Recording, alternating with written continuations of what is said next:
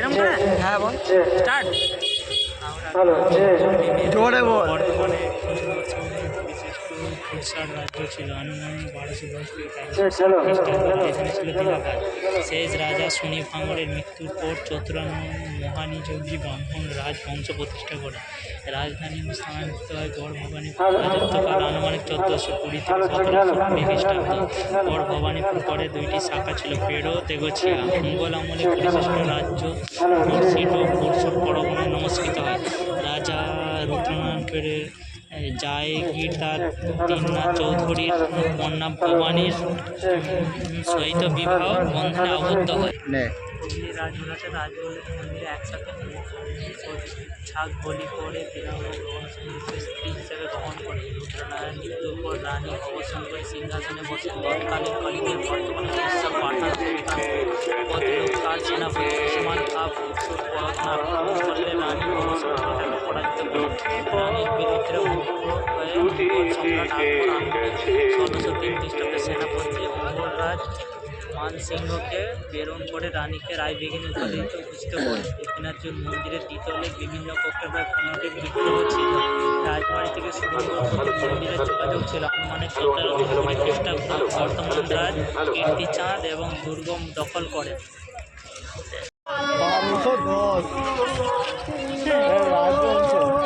মুঘল আমলে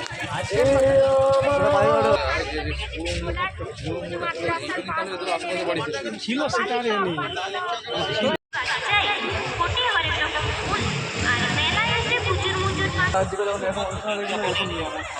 যাত্রার অনুষ্ঠান রয়েছে। যদি কেউ যদি আসে থাকে আর বন্ধুরা টিম দিয়ে ঘেরা রয়েছে, দেখতে পাচ্ছ। বিনা টিকিটে তো ঢুকতে দেবেই না, বুঝতেই পারছি। এখানে চ্যালেঞ্জওয়ালা গেট রয়েছে। ওকে গাইস,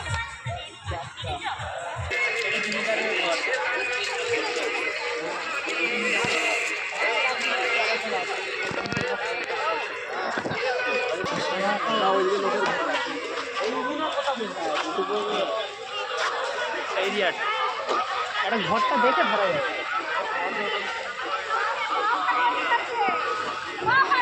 আর নেই।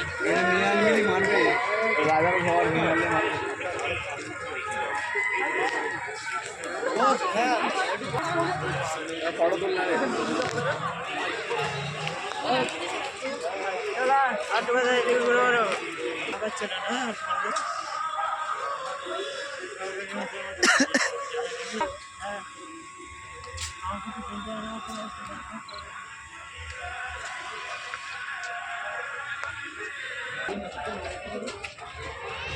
তোর ভাই করছে জামাটা দে।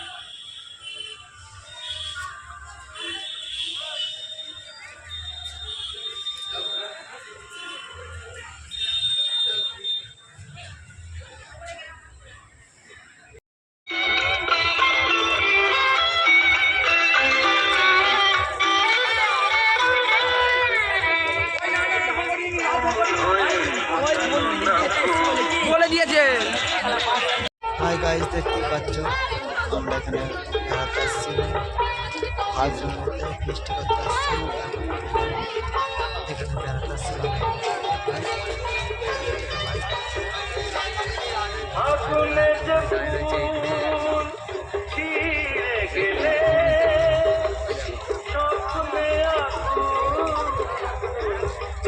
ব্যস্ত আছে আরো দুজনে, আরো 5-6 জন ছিল, তাদের দেখতে পাচ্ছি না।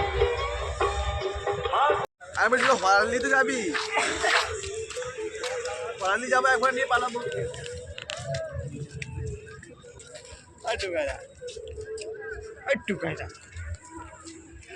ভিডিও করছে।